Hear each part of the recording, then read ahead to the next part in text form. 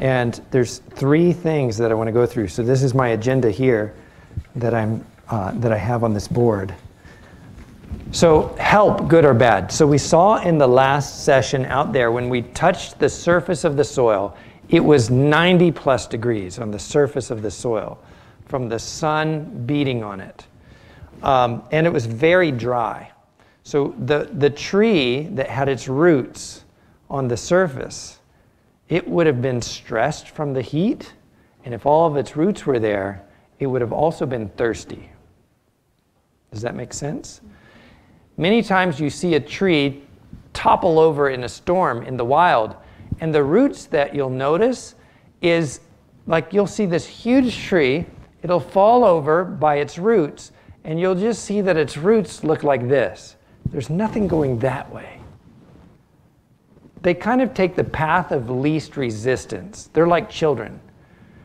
Children will just do what's easy unless they're corrected. So fruit trees are like children. They need to be corrected. You need to encourage downward deep growth, because down there, it's a more stable environment. That's where the moisture is. That's where they're going to not be as stressed in the changes. So we want to strike the roots deep. So when we plant a fruit tree, we dig a deep cavity. Sister White shared this. There are methods out there in videos that have all kinds of things to put in. And it's claimed to be like the Ellen White planting method. So when people ask me now, did you plant your fruit trees by the Ellen White method? I say, which Ellen White method are you talking about? Because the real Ellen White method is much simpler than what most people say. Here's what she actually said, and I'm going to paraphrase. They had bought fruit trees there in Australia. She went to the nurseryman to pick them up. Before she was leaving, the nurseryman said, "Would you like me to show you how to plant your fruit trees?" Sounds like a good business he had. He was willing to educate. She says in response, "Before you show me, can I show you how I was shown in the night season to plant trees?" So she reveals this is something that God showed her. So we shouldn't call it the Ellen White method. We should call it the God method. God's method, right? Ellen White was the messenger, not the originator. She was given this, a gift. So we want to recognize the giver of the good gift. So God's method of planting that he gave to his servant was, and then you'll notice, if you look at some of the DVDs and things, you have to start ordering products, looking them up, going far and wide to gather the things to plant by the quote-unquote Ellen White method. But when Ellen White said, "Can I show you?" immediately she takes her helper that she had there that was picking up the trees and said, "Dig a deep cavity." So he immediately goes to it, digs a deep cavity in the earth. That's all it says, deep cavity. It doesn't say 3 feet, 4 feet, 6 feet, right? For some people, it's 6 feet. You know that peach tree that grew really big? Yeah, I went pretty deep. I went pretty deep. I'm not going to tell you exactly how deep. I went pretty deep. I was acting like a child when I dug that hole. And the reason is because once you get to an exact standard that's not the real standard, it starts to control you. There's always damage when there's a wrong standard. Because I've talked to some people about this, and they say, well, there's nothing wrong with that. You know, that method where they add all these things that she didn't actually say. And I said, well, the problem is, because it's presented as the Ellen White method, then the people feel like they're being unfaithful if they don't copy it. And if they don't copy it and their tree starts to show signs of needing help, they're going to blame themselves. Well, I wasn't helpful. And then they're going to lose hope in the tree. On the opposite end, too, is true. What if they do everything to a T that's said, thinking that that's the real method, and then they run into trouble? Who do they blame? Basically God. Because I did everything. It's like self-righteousness. I did. I performed all the works you said, and it's your fault. When actually, Ellen White doesn't just talk about planting trees. She also talks about pruning and caring for and everything else. But people say, but I planted that way, and now it's not doing well, so I expected better. From planting by the Ellen White method, I expected better. But that's like not fair, because she also talks again about the rest of it. Did you do the rest of it? So to be fair, what she actually said was her helper dug a deep cavity. He put in rich dirt, then a layer of stone, then rich dirt, and then layers of earth and dressing until the hole was filled. That's the end of the Ellen White method, or God's method that he gave to Ellen White. That's what she actually said. In one place, she actually says that men will come using my writings to lead people astray, things like this, and they'll work in subtle ways. She says, if you want to know what Sister White said, go to my published writings. That method is actually based on like a couple generations later. Someone attended a class who was related to Sister White, and this is what they came up with. And that's fine. I just would present it that way instead of saying it's the Ellen White method. Because the Ellen White given method, which is God's method that she saw in the night season, was very, very basic, very simple, free to do. Just takes labor. Yep, so she says, I'll show you again. So there's some truth to their thing. She says, dig a deep cavity in the earth, right? So deep cavity is a deep hole. Then she says, she fills it with rich dirt. Well, what's rich dirt? Right? The word rich dirt is pretty generic. It's very generic. The reason is she was delivering a message from the Lord that must work in the Bahamas, in Alabama, in Canada, in Australia, in Africa. So if she said you must have like soft rock phosphate, well, there's like one mine in the world that mines that. And so if you happen to be in that country, it might only cost $8 a bag, but if you're across the world, it might cost $800 a bag. You know, like, so it's a big deal. We need to have the right standard. She just said rich dirt. Then she said a layer of stones. Now stones, I looked every one of these words up. I looked up rich, dirt, stones, because like this is my livelihood, and I'm also teaching it, so I want to really understand what I'm talking about. I looked up every one of these words in the Spirit of Prophecy and also in the 1828 dictionary. So I was looking for other times when she used rich dirt. Maybe she described that somewhere, right? And then what does the 1828 dictionary say? Because that would be her vernacular, or her vocabulary at that time. And so then she said stones. Stone is bigger than gravel, smaller than rock. So the way the soil works is you basically have clay. That's the smallest particle. And that's why when it sticks together, there's no room for air or water. That's why people think it's bad. In James White's book, Small Fruits, which I told you about yesterday, he says even clay soil can be restored by a liberal admixture of not all these different like chemicals and things. He says by a liberal admixture of sand or gravel. Yep. Because you're really dealing with texture. It's like making, bread or waffles, or the child can get in there and kind of know when they're kneading, do I need to add more flour, or am I right? It's kind of like that situation. This is really sticky and it's binding together and it's hard to work. It's heavy. Maybe I need to add something so it's lighter.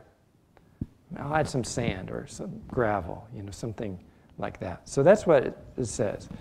Okay? It says stone. Stone is bigger than gravel. So you have clay, sand, gravel, stone, rock, boulder. In that order, kind of thing. So stone is like kind of small, golf ball size, maybe a little bit bigger. It doesn't matter. It's kind of generic because, again, down where I am, it's hard to find stones. I'd have to buy them. Then she says she puts in rich dirt over that. So we have rich dirt, rich dirt. Then she just says layers of earth and dressing. Now dressing can be anything that, in the 1828 dictionary, it's just anything that contributes to fertility. The most common dressing, like if you would have used that term back in her day, it would be manure. That would be the most common thing that was used as dressing. But it could be compost, could be leaf mold, could be any of these things. Just broken down plant matter is dressing. And so she made layers of that to fill up. And this is just earth. That's really, really not descriptive. It's just earth, layers of earth and dressing. Earth is like, what kind of earth? It really is not that specific because it has to work everywhere. And then they plant the fruit tree. Now, again, like I said, people present different methods as the quote-unquote Ellen White method. But Ellen White did not publish that I've found. And I've searched hard. What she said is exactly what I just shared with you. And then she said, and the nurserymen responded to me saying, you have no need of me teaching you how to plant a tree. And then she said, and we've planted peaches and oranges and lemons and tomatoes this way with fantastic results. The peaches were the best that we have ever tasted. We planted the yellow Crawford variety. So this is how the story went. It was in a letter, a story, and the details are just rich dirt, stones, rich dirt, layers of earth and dressing in a deep cavity. That's it. And to me, it's important to have the proper standard because once you present something else as the standard, people become slave to that standard. This is freeing. So in Arkansas, someone asked me about Arkansas earlier today, because in Arkansas, when I dig a deep cavity, I end up with a pile of rocks. I've got rocks and I don't have enough rich soil to fill the hole, rich dirt. And so I was poor. I'm like, where am I going to get rich dirt? I found that I actually did have about 2 to 3 inches of rich dirt on top of the whole ground. And if I just go out around my hole, so looking from the top, I dug a hole about like this. And then I skimmed off 2 or 3 inches around my hole like this. And I put it all in my hole. And I had enough rich dirt, even in a place where there's no rich dirt. So I brought people who know something about agriculture. In fact, one man has a degree in biology and natural sciences. He's a manager of land for a nature preserve, and he's constantly doing things with plants, animals, and soils. And so I was showing him and some other visitors my fruit tree holes. And I dug down and showed them the dirt that I planted in. And I said, do you know where to get soil like this in Arkansas? And they were like, wow, that soil looks great. Can you tell us? We need soil like that. And I said, well, look at the rest of my land. Do you think I need soil like that? They said, yes. Did you buy it? Where did you get it? I said, you're standing on it. What do you mean you're standing on it? They couldn't comprehend that soil was this soil. But if you just take it, gather up the fragments, remove any stones, and put it all in one place, it's amazing what it can be done. Also in Arkansas, what we did is we had a greenhouse. So this is the true God's way of planting fruit trees shown in the night season. Okay? Just simple. Can be done anywhere and basically free to someone who has energy, perseverance, dedication to finish it off. Okay? And again, the story itself reveals that because the nurseryman said, can I show you? And she said, before you show me, can I show you? And immediately she had her man, her helper complete the whole process. He didn't have to go to the store. He didn't have to go get anything. He just did it with whatever he had available. So that's the method. We had a greenhouse that was built before we got there on top of a road. It was a stone graded road. There was zero topsoil. It was just stone, gravel, shale, because it was the flat place. So they put it right on top of the road. Well, I wanted to grow in the ground in the greenhouse, not just in pots or a raised bed with stone underneath. So it would have been a big job either way, but it was even a bigger job because the greenhouse was built and we had to do this without like real equipment. We literally dug out 2 feet of that rock and we sifted it. We sifted out the rocks. And our greenhouse looked like this. We had a greenhouse, and we only did actually half of it because the other half of the greenhouse had like benches and places for hanging baskets. So we only did this half of the greenhouse. But on this side, there was like a pile of rocks like this that we had thrown out, sifted out from the soil. And we went down like 2 feet into the soil here. And then we took the soil that was just between those rocks and put it back. And we needed more. So then we went out to other pieces of the land where we weren't going to use that for agriculture, and we sifted that soil and sifted out all the rocks. And we put that in, and we filled up this area from just you would call it infertile soil. It's just soil between rocks. We filled it up. And we've got maybe just on one side, we decided we were going to go to the woods and see what we could gather up and put in there. You know, maybe something that had a little bit more fertility. But because it took us so long to do this, we gave up on that after about 6 feet.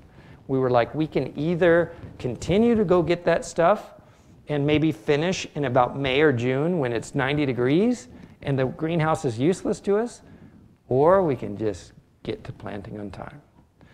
So we just planted in that soil, the stuff between the rocks, and our stuff did fantastic.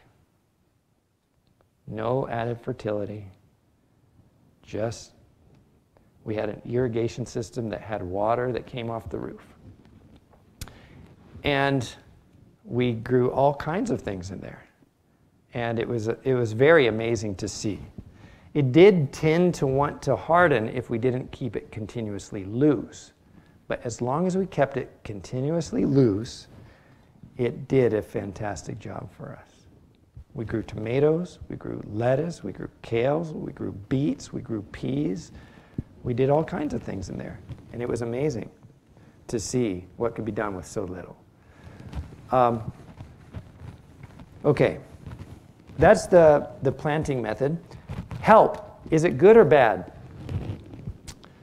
You know, there's a quote that has nothing to do with agriculture, but I apply it to agriculture.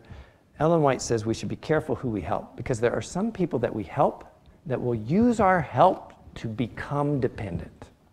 And they'll basically drain all of your help, your resources, in one place without ever becoming helped, without ever becoming independent.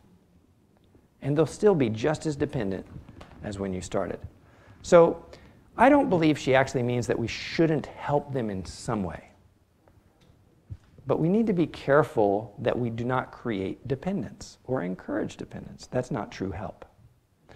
So I apply this to agriculture too. If I want to have 500 trees, and they're supposed to feed my family, and we're poor, right? We didn't have enough money to finish our house. We were living in a moving truck. Agriculture is the solution to the unemployed masses. That's us. If I have 500 fruit trees, and I put in a well and an irrigation system to support them, and fertilize the way the books say, do you know how much money invested I would have in those 500 trees? And how many years it would take us before we got even broken even? I would work as a slave to my debt to those trees. The other thing is, if I follow the normal procedure and put a drip irrigation system, so when I managed a greenhouse, I told you we did tomatoes. They had drip irrigation, and they only did it in a raised bed. So they did a raised bed, and then it was kind of on top of shale. And then what they did is they ran drip tape. So imagine the plants are here, and they had this drip tape running through the bed. This bed kind of is 3D here. Can you see that? Do you see what I'm trying to do? So this drip tape drips water. It's a very efficient use of water, but it distributes it like in this kind of form. Our particular beds were not 100% level. They looked level, but they weren't 100% level. So down at the end of the bed, it was very wet, you know, very wet. And up here, it was kind of dry because the water would run slightly downhill.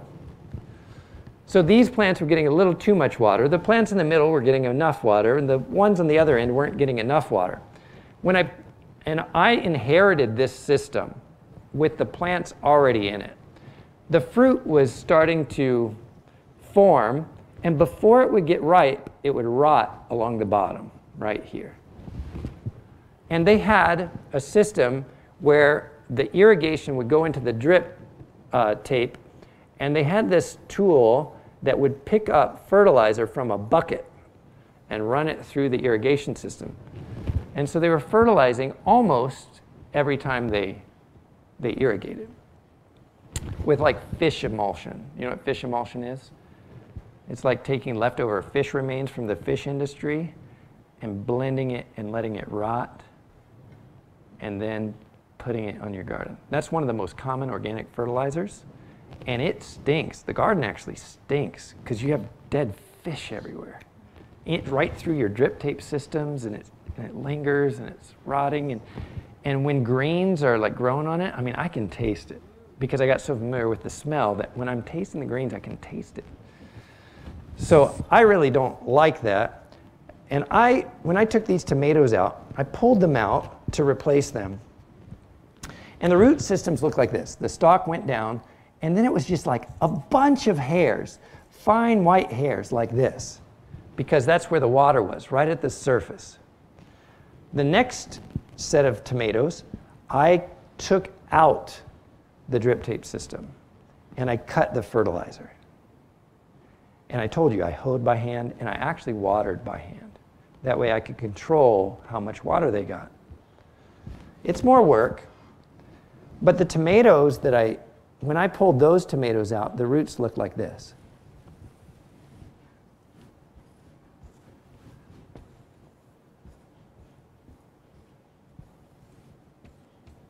Just like you would expect. Long traveling roots, and then they would get finer and finer until they're the white hair roots that drink up nutrients and water. This was just it looked like a wig of hair. It was all these fine little white hairs. It looked like an upside down wig. This is what we want. This is what we don't want. The problem is when you don't start with good soil preparation to begin with, there's not enough room for this to happen. I forgot to tell you, in between, we dug out all the dirt that was in these raised beds, and we broke up the soil underneath, all the rock and the shale, and we broke it up so that the roots could go down there. Then we put all that soil back, and we removed the fertilization system. These tomatoes never recovered the first batch. They would always rot. We had peppers in there. They were rotting on the ends. The eggplants would rot. The plants themselves looked great. Big, green plants, but the fruit was suffering. It's too much fertilization, too much fertility. We cut the fertilization program, we cut the irrigation, and I created a system where their roots could really travel. And then instead of trying to create a dependent plant, see, once you go down this road, you're actually creating roots that are dependent on your continuation because it's got a small area that it can draw nutrients from. So now all of a sudden, yeah, it is nutrient deficient. You must fertilize. And it can't get water except for this area, so you must have irrigation system. So I was told when I was in Arkansas, you cannot garden in Arkansas without irrigation. Now, I didn't set out to prove them wrong. In fact, I irrigated until I left that place and went to our own place, and I had no money for irrigation. And so I went about planting a garden by faith. And we grew amazing food in huge volumes with zero irrigation. But proper preparation, putting the roots deep, and zero fertilizer, other than crop rotation. Planting something good before, and so forth. So I've done it in Arkansas. I've done it in Ohio. I've seen it done in Hawaii. And I've done it in Alabama. For the last year and a half, I've only watered maybe twice in my garden, and that's because I had just planted shallow-rooted fig trees. And we were in the middle of like a 5.5-week drought with 90-plus degrees. And so I gave them water just to establish them. But the point is, when I'm going about my garden, I don't want to create dependence. I want to give enough help so that they make it and become independent. You see the trees in the woods, they're not dependent on your care. They have a system that they've been able to draw what they need from the ground and from the air and from the sky. And so I want to encourage my plants to get there. And we're told in raising children, we are supposed to raise them to be independent, like nobly independent. We could raise our children by giving them tons of help in a way that would make them dependent. Ellen White wrote a letter to her son, and she actually apologized to him. He was already old, not old, but out of the house. And she apologized to him, and she says, "When you were young, I gave you too much help." And she apologized. And she asked him to work with her to correct that mistake in his character. So, agriculture being the A, B, and C of education, I don't want to just get fruit. Of course we could just water. It costs a lot of money for all these irrigation systems. But if we deal with the principles, we can actually create independent trees. Like I told you, my peach tree, we put it in, it was no bigger than my thumb in February, and now it's almost 5 inches in diameter, the trunk. And I've never seen anything like that, and I've never watered that tree once. And we've given it no fertilizer. All we did was plant by the true God's method, and then we also do the care method that Sister White reveals. She says, keep the soil mellow. Keep the weeds out. Let the soil be exposed to the sun. So if you're going to use mulch and things, I would still recommend pulling that back once in a while. Let the sun. I know that's so counter to what you read in all the agricultural books. They say that the sun kills all the microorganisms. But it can't kill all of them, first of all. That would be ridiculous to think that it could kill all of them. In fact, when you take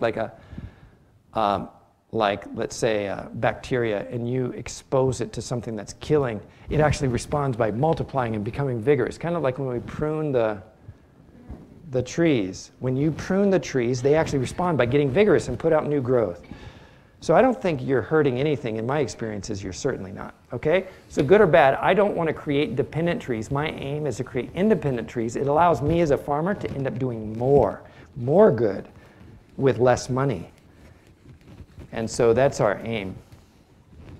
Bible. I only have a few minutes left, actually, 15 minutes left, and there's 2 things I really want to do. This one, just write down. Most agricultural problems are not fertility-based. But in almost every agricultural book, the thing they deal with most is fertility. Okay?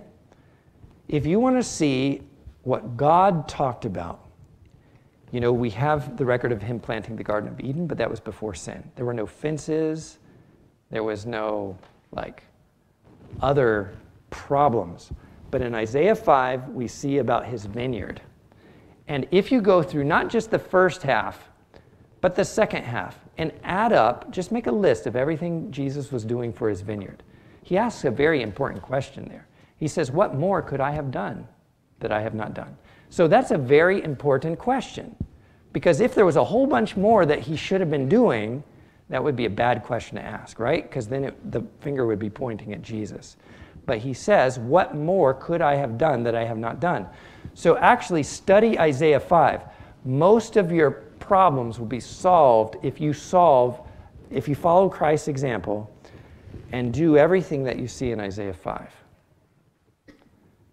And if you're not familiar with that, it's like, I'm going to sing a song of my beloved touching his vineyard. My well-beloved have a vineyard in a very fruitful hill, and he fenced it and gathered out the stones thereof and planted it with the choicest vine, and it goes on.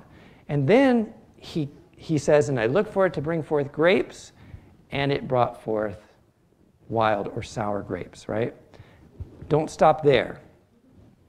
Because then go on. He says, I will show you what I will do to my vineyard. I will not dig about it. So that gives you more. He was digging, right? I will not prune it. So that means he was pruning. So go through the whole thing, both sides. And then deal with those issues first. Ellen White says very clearly that people are going to try to magnify atoms. You know, the magnifying of things small to the neglect of things large. And remember that this is really supposed to develop your character and understanding of God. So if the guy with the most money can just plop down fertilizer and get plants to grow, which he does, I equate that to the magicians of Egypt, because he comes away with no character transformation, no understanding or cooperation with God. So yeah, there's plenty of ways to come away with food without a character, without an understanding of God, and we don't want that. We're not laboring for that food. The other one is the parable of the sower. Ellen White says that parable is not valued as it should be because of its simplicity. If you take care of those three problems, you'll notice that there's nothing about the good soil that we're told other than it brought forth. It doesn't say it had like lots of fertilizer. It didn't say it had manure. It didn't say it had this or that. It just did not have thorns and thistles, rocks, or people walking on it. Right? And there's a little bit more to it, because those three things cause other problems. Where people were walking on it, the wayside, there were birds that ate it up. So you've got to protect it from the birds. The thorns and thistles obviously are thorns and thistles. And the other one where it's stony, it's like planting in shallow soil so that when the sun comes out, it has no water. So if you can do depth of root so that it has moisture, or an irrigation system of some kind, one that doesn't create as dependence, but just helps the plant when it needs the help, then you're going to be in good shape. So if you do those things, you're still probably going to have some things that you didn't count on, and you'll learn.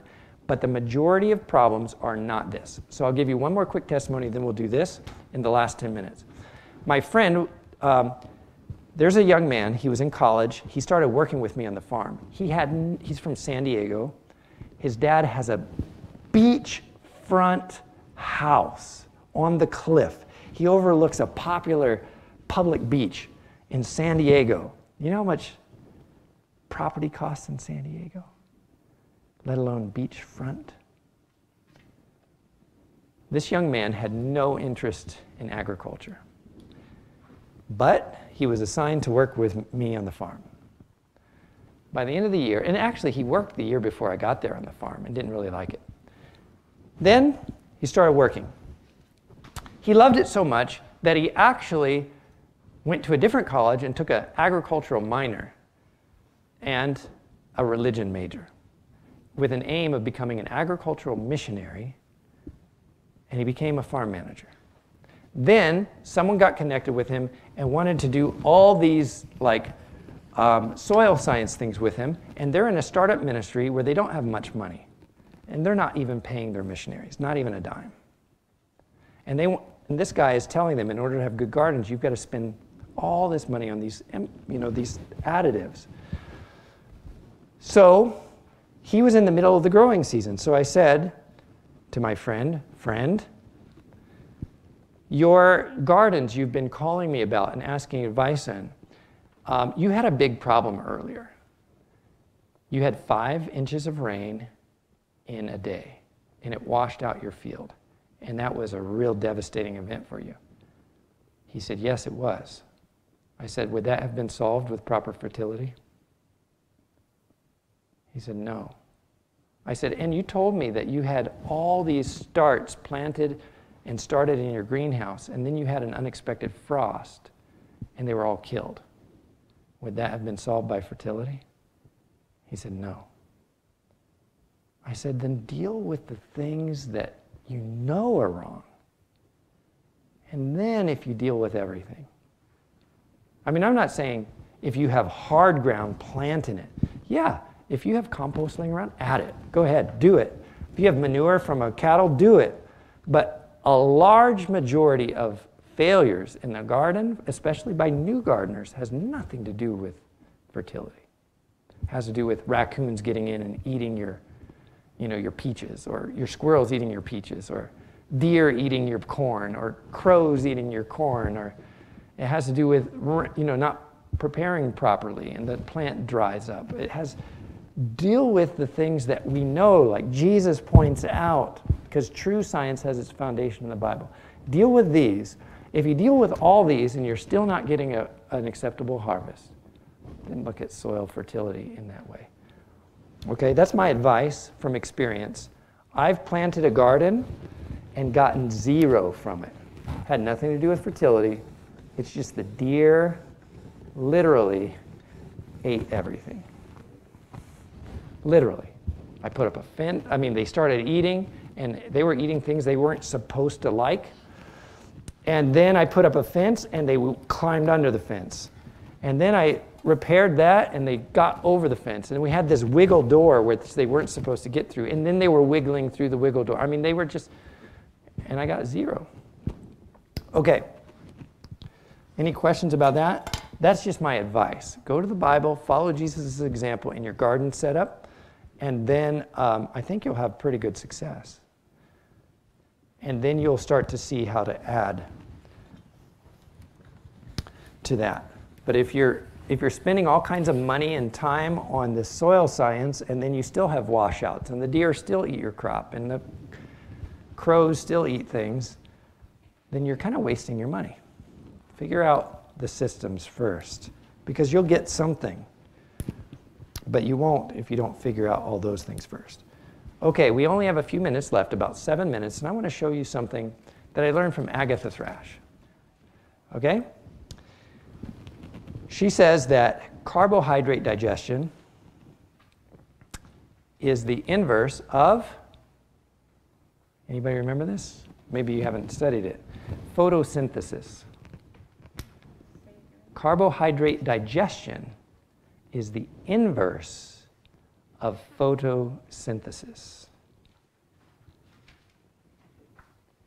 Okay? This is in her book, Nutrition for Vegetarians, which I'm probably sure there's hundreds of copies somewhere around here.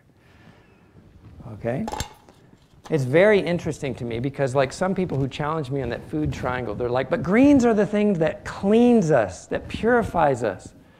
And I say, well, fruit can purify you too. And they say, no, show me. So I'm about to show you. By the way, what are probably the 2 most common Adventist remedies, natural remedies? What's that? Besides charcoal. Oh, no, not besides charcoal. You can have charcoal, so let's put charcoal. Okay, so charcoal. And what else? Water! Yes! You know, I ask this to a lot of people all over, and most people get it right. That's how common it is. That our 2 most common natural remedies are charcoal and water. We either do water treatments, drinking water, proper use of water, and we have charcoal, either taken internally or put in fomentations or compresses or whatever. right? So charcoal and water. Now look at this. The way that photosynthesis works is you have a plant. And this plant has a leaf. And those leaves are like little solar panels that take up energy from the sun. That's the word photo, right? Light. So light is coming down.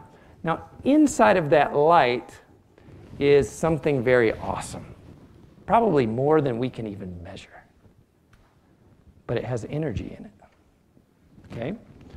So, there's something in the air that most of the time is considered bad. Do you know what that is? That plants help us with. Yeah, carbon dioxide, CO2. CO2 is a big word. It's a bad word, people think, right? CO2, carbon dioxide. Now, the water comes from either absorbing into the plant through the leaves, through the stems, and through the roots, right?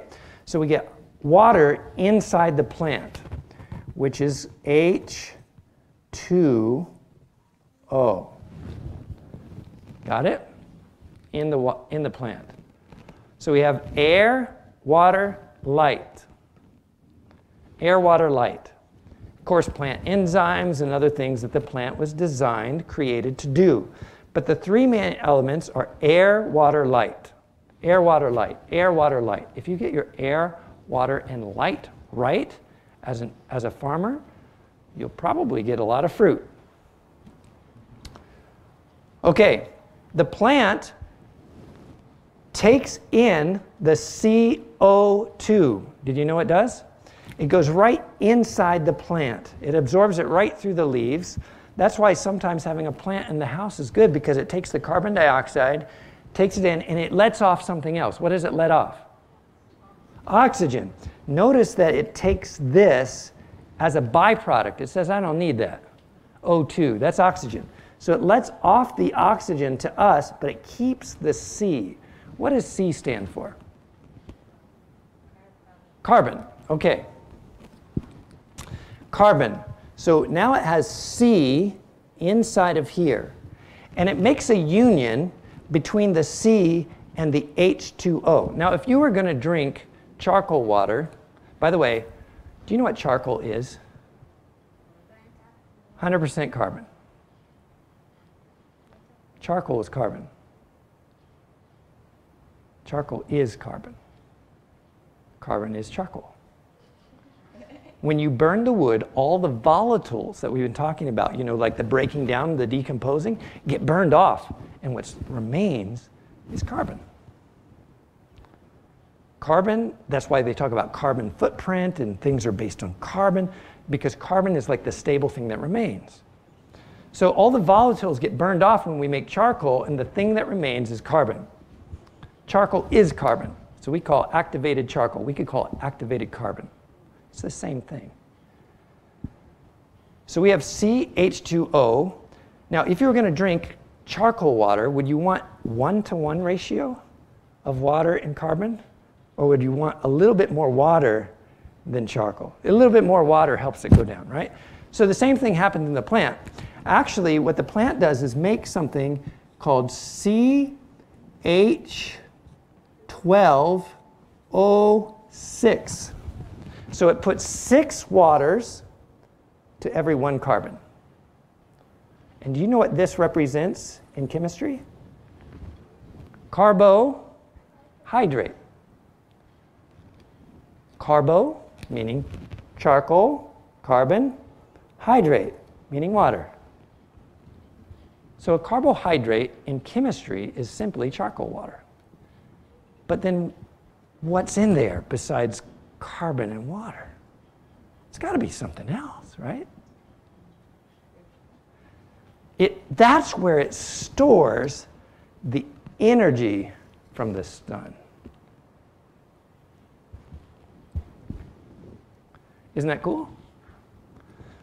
Now, so you have charcoal water from a fruit.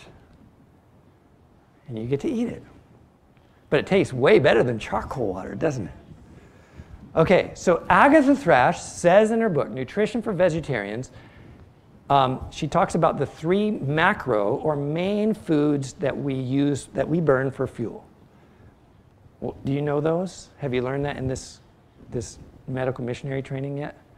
Okay, well, I'll share. The 3 main foods that we burn for fuel are carbohydrates, number 1, fats, number 2, proteins, number 3. Now, each one, when we burn something, just like when you burn wood, there are byproducts. Okay, when you burn anything, there is byproduct. That's why if you burn plastic on a fire, you get this black smoke. And the EPA says don't do that. If you burn tires, you get this grayish black smoke, and they say don't do that. The byproduct is harmful. If you're burning protein for fuel, the byproduct is harmful to your body. Okay? You get like uric acid, which essentially is ammonia. Now, you could study a aquarium fish tank because they deal with the ammonia life cycle there. Because if you put a fish, I know we're out of time. Can I take 5 more minutes? This is so cool. I went to a fish store. I tried to buy fish for my children.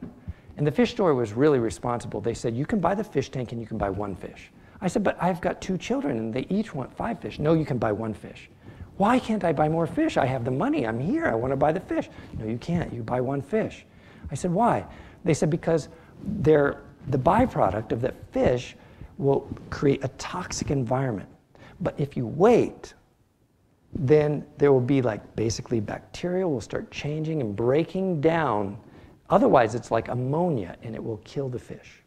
But if you wait until there's enough bacteria to break down their waste, it converts it into a different form which does not harm them and they can survive. So you take this 1 fish, keep it for 6 weeks, bring some water back, we test it. If it's good, you can buy more fish. So basically ammonia, that byproduct from the fish will kill life. And when we burn protein for our fuel, it will actually create a deadly byproduct in our body. Now, our body can handle certain amounts of this, but it's actually harmful, okay? So that's one thing to look at for fish, if you want to understand this more fully. Fats, same thing. There's a byproduct, and it's somewhat harmful. Carbohydrates have byproduct when we digest them and when we burn them. But guess what? They're not that very harmful because the byproduct is charcoal water.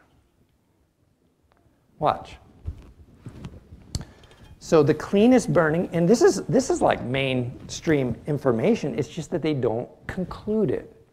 You know, like you can go out and just study carbohydrates for fueling energy in the human body, and this is even like science. I mean, it's in Agatha Thrash's book from way back when. But anyway, when you digest this, your body does the inverse, right? Because this is just pulling CO2, the light's energy, the sun's energy, and carbon, putting them together in a carbohydrate. When this goes into your mouth, we have a happy person here because they get to eat carbohydrates. What is a good carbohydrate? An apple, a strawberry, a peach. They're happy. Sorry, it looks like a monkey. But you have this person, they take that in. They chew it, it goes into digestion. It goes inverse. So what happens is, inside the body, that C is broken off from the H12O6, basically leaving 6 waters, which are H2O, so lots of hydration. Notice that Ellen White says if people tend to want to drink with their meal, have them eat fruit with their meal. The need for water will go away, or the need to drink with the meal will go away. Because they're actually getting a lot of hydration. Hydrates, right? Okay, so then you got this H2O and a C. Now a C by itself is charcoal. This goes into your bloodstream, gathering up, just like charcoal does, all kinds of things that it can attach itself to. And then it goes to the lungs full of all those toxins, where about a quarter, I think it's a quarter of your body's blood at any given time is at the lungs, exchanging. So then it goes, brings that C, after it goes through the blood, back to your lungs, and you're inhaling this O2 through your nose. And it goes to the lungs, comes down, and attaches itself to the C with all those toxins. And now you have CO2, and that comes out of your mouth or your nose. That's why we breathe out carbon dioxide. And that's why the plant gets to take in carbon dioxide. And then we have the water, which also is a purifier going through the body, gathering up things, and you sweat it out, you pee it out, you breathe it out. It's expelled in a lot. I know, I'm sorry, I said the word pee. I gotta look like, So it comes out. And that's why our sweat is toxic, that's why our breath is toxic, that's why our pee is toxic, because the whole idea is to purify the system. And so I believe, just me, I believe fruit is getting a bad name. And I think as medical missionaries, if we really looked at God's word and even true science, we might see that there's an untapped area of opportunity. Because we're following science and throwing the Bible in the trash instead of following the Bible and throwing the science in the trash. So anyway, again, Ellen White says the best article of food where it can be obtained is fruit. Right? And I can see why. The byproduct of burning it. Now, there are problems with, people say, well, what about people that need a low glycemic? There's lots of studies where I've dealt with people whose jobs are to deal with just people with diabetes, and they find that when they put them on fruits, they actually end up doing better. So again, that's like, where does the science rule versus God? Ellen White says sick people need a liberal supply of fruit. There's a letter written to the head of the Paradise Valley Sanitarium in that time, and she just gets straight to the point. She's like, dear brother, I fear that you do not have enough fruit for your patients through the winter. Immediately go buy as much fruit as you can, basically apples, at whatever price you can get them at, and store them up, can them in jars so that your patients have fruit to supply the winter. Sick people need a liberal supply of fruit. I mean, she was just like really on this. I cannot tell you enough how intensely my desire is for you to do this. It was very strong. And so, yeah, just read what's actually there instead of like what the fitness magazine says at the Whole Foods. Read what the Spirit of Prophecy and the Bible actually says, and even what nature itself testifies. And then I think you're going to find some really wonderful things, and the Lord will probably use you to do wonderful things in your ministry. So that's going to be my prayer for you. I mean, obviously the power is not in the fruit. By the way, this is how the tree of life works in my mind, right? Because instead of the sun giving its energy, oh, by the way, what was left? How does this guy get energy if all he's getting is carbon and water? It's the energy from the sun. But what if it wasn't the sun? What if it was in the presence of Jesus? Then we would get eternal life from eating the fruit. Remember, God said, they become like one of us, knowing good and evil. We must get them out of the garden lest they put forth their hand and eat from the tree of life and live forever. They could live forever in sin. That's how life-giving the light of the world is. Not the sun, Jesus. Okay. So anyway, that's my little scientific experiment. But these are things that I think about because as a farmer, I want to grow things that are going to produce the best health. And the more I see it, the more I see that the whole system comes together when we look at the Garden of Eden, that, yeah, God planted fruit. It looks like it's the cleanest food to eat. It looks like it has the least amount of byproduct. It looks like it has the greatest amount of gratitude, even in children. So if I put as an example, I'm going to go to the garden over here. I'm going to get a whole bowl of kale. I'll put it here. Nothing added, just fresh, right from the garden. Or I'm going to get fresh, what do we like? Well, maybe you don't know soursop. Mangoes. Put them in a bowl. I'm not going to add anything to it, just straight from the garden. I think I already know which one they're going to pick. Could I give you the kale instead of the mangoes?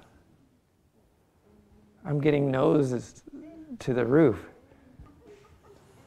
Now, Ellen White says children could, if not trained into a perverted appetite, would naturally desire the taste of good things. And I believe these children are being protected in that way to a certain extent.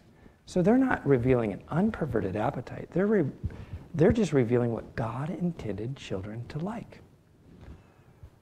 We should be so grateful. Even if you ate it every year, you would still get excited about a mango. I mean, old people I know, they're 80 years old and they get excited when you have a really fresh, ripe mango, right? It's like it doesn't get old. So anyway, this is just I like to share this because I think like I said, I still think in places like this that there's an area of opportunity, not just to heal people, even though I think that would be the result, but also to have them see the beauty and loveliness of Jesus.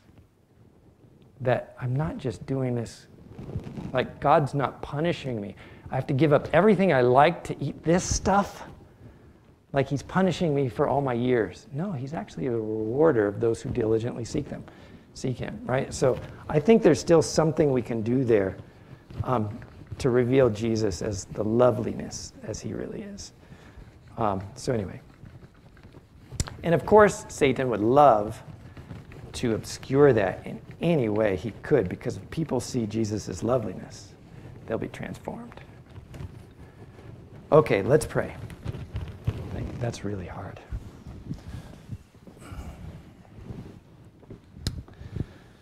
Our Father in heaven, we thank you for this time together. And so this little lesson on charcoal and water shows just how much you have a system that helps us, but also one that's lovely. And we know that you're sweeter also than honey in the honeycomb, which is even way sweeter than mangoes. And so I thank you for that. I pray that you'll be our teacher, our guide. You'll teach us what to plant, how to plant, when to plant, and for what purpose. We know that you can do these things because you've led us this far. You sent your son to die for us on the cross, and we're just so thankful for that. So please take care of my new friends here, and please be their teacher continuously. And I pray that each one of us would be in your kingdom, eating from that tree of life. In Jesus' name, amen.